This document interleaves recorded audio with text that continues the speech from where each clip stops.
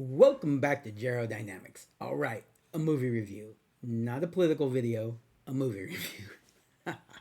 All right, so the last movie I saw, let's go ahead and just start there. I may do a few of these movie reviews so that I can get them, get a bunch of the movies covered. But we will start with the last one I saw, which was Tron Ares. So let's go ahead and talk about it. Tron Ares is a little bit contentious. It seems that it has not done well at the movies.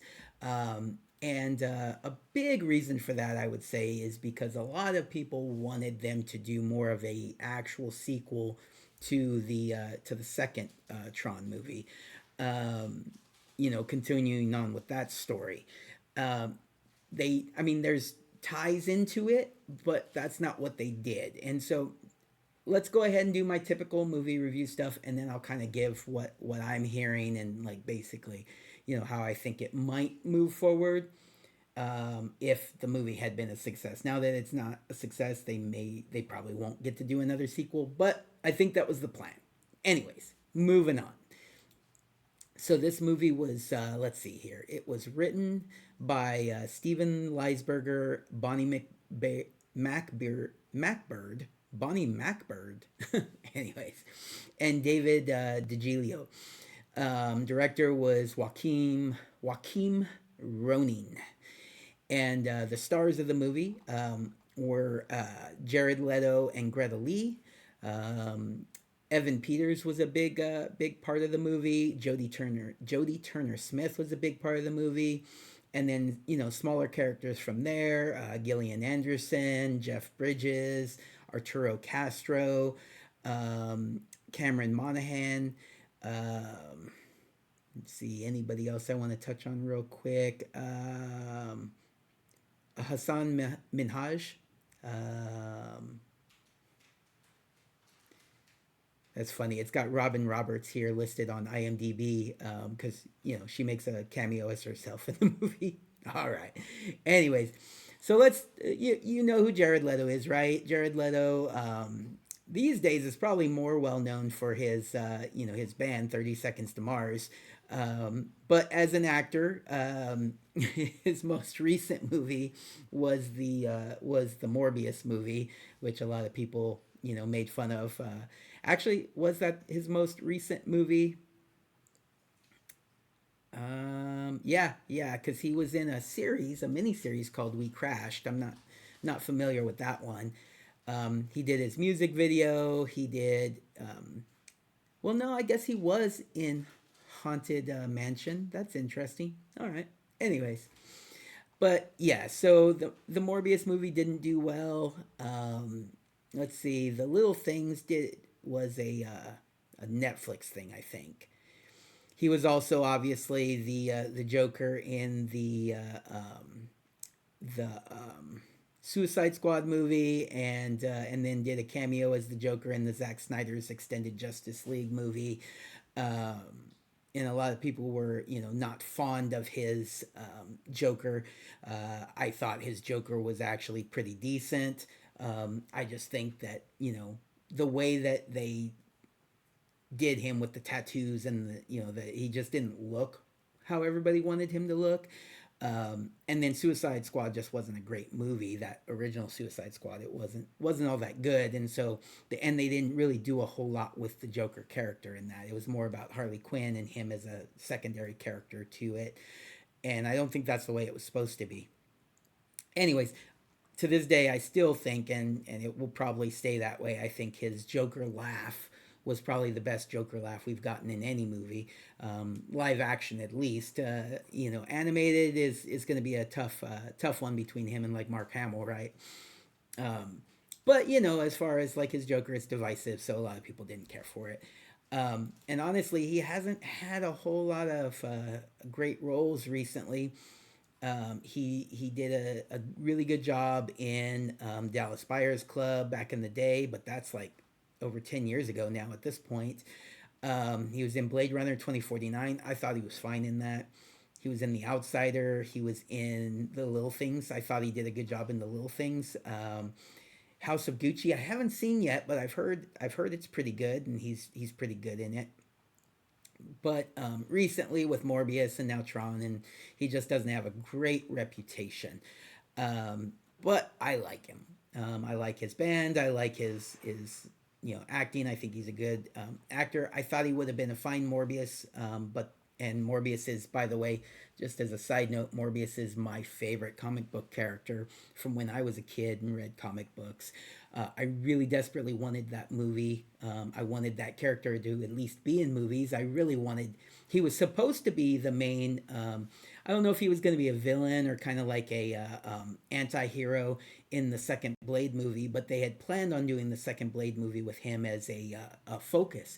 But then they switched it over to the was it Guillermo del Toro's like monster type of vampire movie where Blade fought those other vampire type creatures. And so they didn't do Morbius, and I was pretty bummed way back then. Um, but yeah, I've been wanting Morbius for forever. I thought he was a great cast. I thought he played the role well. Just the movie just wasn't good, and that was the problem. Is the movie wasn't good. You had two great actors in it, Jared Leto and I'm forgetting his name. That stinks because I really like him. He's in the House of the Dragon too. I think he's a great actor too, but his name's not coming to me. Anyways, doesn't matter. Going on super tangent here from my Tron Ares review. I thought Morbius was fine. Anyways, moving on. Moving on. Greta Lee, what is she from? She was familiar, but I don't know what I. So she was. Oh wait, no, she was just a voice in Spider-Man Into the Spider-Verse. Interesting person. She was in a movie called Past Lives, Saint Vincent, Sisters. None of it's interesting because like they've made her out to be like she's like well known. I don't know what she's well known from. I think she mostly does voice stuff. I don't know. I guess she was on a show called The Morning. She's on a show called The Morning Show. Maybe that's where she's well known from. Um, anyways, I'm not familiar with her then. And but yeah, so I thought she did fine in the movie. By the way, I thought Jared Leto did fine in the movie too. I thought Greta Lee did fine in the movie. And you okay? Yeah. Okay. All right. So, anyways, but so she plays the secondary protagonist to Jared Leto's Ares. She plays Eve Kim in the movie, and I thought she did good.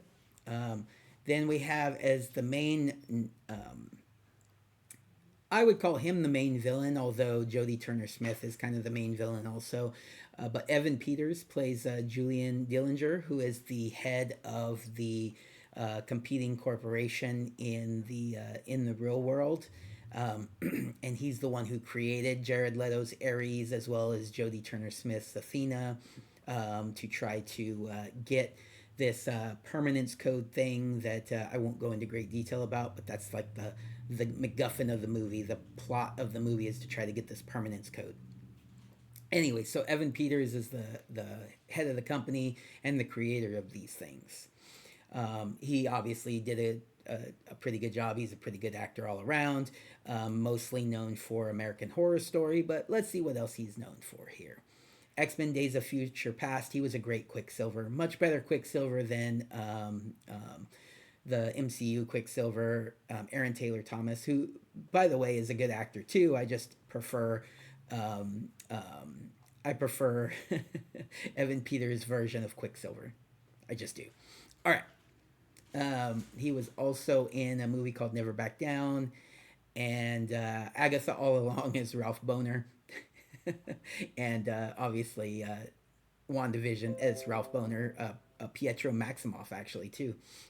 So he kind of played both characters depending on what world, the real world versus the WandaVision world. Kind of doing some spoilers there, but those are some pretty old shows. So if you haven't seen them already, whatever. But yes, he is most well known for American Horror Story. He's great in it. He was also Jeffrey Dahmer in the Monster TV series. But yeah, he's good. He's good. I enjoy him in this movie. Um, and he's definitely supposed to be a big part of the series moving forward if they were going to get another sequel. Jodie Turner Smith is Athena, who is basically like the secondary program code to Ares, which is supposed to be, this AI that's supposed to go out and get this permanence code for Evan Peters' Julian Dillinger. Ares kind of quote unquote malfunctions, which, it's AI, so he just starts thinking for himself a little bit more. And Athena, Jodie Turner Smith, also kind of malfunctions and starts thinking more for itself, but to go even more aggressive in pursuing Julian Dillinger's plan. Jodie Turner Smith is a model, but what she's also done some acting. So let's see, what else has she done? Queen and Slim, I think, was the big one she's known for. But what else is she in? She was in that Anne Boleyn series, After Yang, The Last Ship, A Big, Beautiful, Bold, Beautiful Journey, which I think just came out or is, yeah. Bad Monkey, The Alkalite TV series. That was that Star Wars series that I didn't watch. Oh, she was in Murder Mystery too. That's fun. All right. Anyways, she's okay. She is not great. And carrying like such a big role in this movie was probably too much for her to carry. She was probably one of the lowlights of the movie. Wasn't really, yeah, it wasn't really a great part of the movie. Let's just leave it there. Gillian Anderson, from X Files fame, plays Elizabeth Dillinger, which is Julian Dillinger, Evan Peters' character's mom, who used to be in charge of the company, but then she handed over the reins to her son. Other than X Files, what do you know her from? You know her from The Last King of Scotland, The Fall, Bleak House. She's done some stuff recently. Let's see. Do I recognize any of it? No, she was in a series called Sex Education. I think she was in that with Jodie Turner. I think I saw that on her list too, where she did like 32 episodes. So that's probably her big thing right now. She played Eleanor Roosevelt in a TV series called The First Lady. That's cool. Um, yeah, The Crown. She was a part of The Crown. But anyways, X Files is her big thing that she's known for. By the way, used to have a big crush on Gillian Anderson when I was a young teenager. Anyways, that's a whole side thing. All right, let's see some of the other people that were in this movie. Let's touch on Arturo Castro, kind of a major side character. He is from Broad City, Bushwick, and Billy Lynn's Long Halftime Walk. Um, did the voice on Family Guy for a couple episodes, but he's a relatively new kid to acting. I think, is he young? He looks kind of young. I don't know. I don't know exactly how old he is. I don't want to call him kid if he's like 30.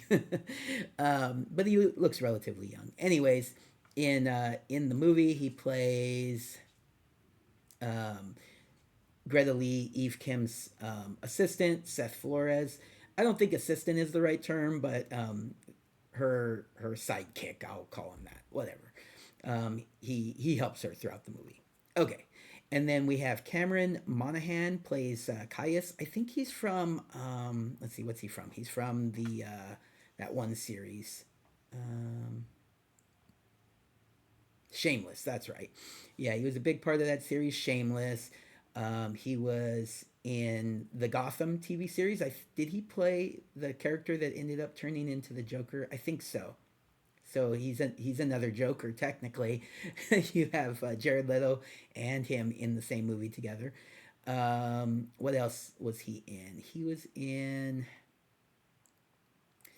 Star Wars Jedi Fallen Order as a voice in a video game. He was in, let's see, another Star Wars game. He plays voices a character called Cal Kestis. Julius Caesar Live, probably like a live, a filmed version of a play, probably. Um, Movie called Shattered, My Love Affair with Marriage, Uh, anyways, so I mean, although he did a couple of series where he like had major roles in it, he's still relatively new, young guy. And then anybody else I want to touch on? Hassan Minhaj is the head of the other, or he runs the other corporation opposite Julian Dillinger. Um, Plays a character named AJ Singh. And what do we know him from? Oh, he was a Daily Show. So I'm assuming a comedian. Um, oh, he's been like a writer and a producer. So like as far as acting, he probably doesn't do a lot of acting. All right, smaller roles, yeah, but he did a fine job in it too. So he could do more going forward. Um, is that? I don't know what that is. Never mind. All right. So, anyways, other than that, I do want to touch on, and it's not really a spoiler because they've shown him in the trailer for it. But Jeff Bridges does make I wouldn't call it a cameo in the movie. It's definitely an important role. It's voiced. It's just relatively short. And so Jeff Bridges does play his character Kevin Flynn in the movie, but not really. But I don't want to get into the details of that. So, you know, but you kind of can have an idea, of what he was. But he is in it. He's great. I enjoyed, the fact that we got to see him. All right, so moving on. Basically, the idea is Jared Leto's Ares starts getting some independence and doesn't really want to follow through with Dillinger's plan to get the permanence code for Dillinger so that he can, create war machines. Basically, the typical corporation stuff. If they get this big thing, then they can use it to create things for war, or they can create things to help humanity. And so the other corporation wants to help humanity, and his corporation wants to fight wars. Typical stuff, right? um, and so he decides that he wants to get the permanence code, you know kind of for himself, because he wants to experience what it's like to be human. And so a little bit selfish, but also helping out the other main character, the Greta Lee's character. And so in the end, without spoiling too much for you guys, he's able to um, help Greta Lee's character. And so, yeah, that I'll say that without spoiling too much. Okay, so this next part, I'm still going to try to avoid spoilers, but it more gives spoilers in the idea of what would have happened moving forward. So if you don't want that, go ahead and drop out now. But this will be real quick. Basically, Jared Leto was involved in the original discussions to create a sequel to the last Tron movie, way back, I think, in like 2015. And so, and he was going to play the character of Ares, and he was the villain in the movie. So it wasn't where he becomes the kind of the good guy, the protagonist, right? But they were going to make this movie, and then stuff happened, and they ended up not making the movie for multiple reasons. Well, Jared Leto was an extreme Tron fan, big fan of the original Tron movie, and definitely wanted to make a sequel to the second Tron movie. Definitely wanted to be a part of it. So he started working his magic because he was becoming more and more influential in Hollywood, and he wanted to get this movie created. But to do that, and him becoming an executive producer on the movie, he wanted his character to be the main character, and he wanted to go more in depth into that character, to be able to kind of justify how he's now the protagonist and the main character, and how he is going to go from being an AI to being something in the real world. Okay, so that's his goal. Um, and so he does. He talks them into making this movie, and so I think his plan was to create this movie which would explain this character that they could move forward with, where they would then tie it into the second movie and the story that was created in the second movie. I think that's what he was trying to do. That seems to be the direction that they're taking the movie at the end, where yeah, they're probably going to be looking into expanding this into tying it more into the first and second movie. Um, the problem is a bunch of people wanted that. They didn't want this. And so now it's not very popular. It's not doing well at the box office. And whether they'll be able to tie it in to the other movies is anybody's guess. But since it hasn't been successful, probably not. Anyways, so there you go. That's what this movie was. It was way better than I've been hearing. A lot of people have been saying how bad this movie was. It wasn't a bad movie. There were some bad qualities to it. And if you wanted that sequel, you were pretty bummed about that. But in general, I would say that this was a pretty good movie. I thought the acting was decent. And I would like to see the next sequel. I just don't expect that we will. All right, everybody, take care. Have a good day.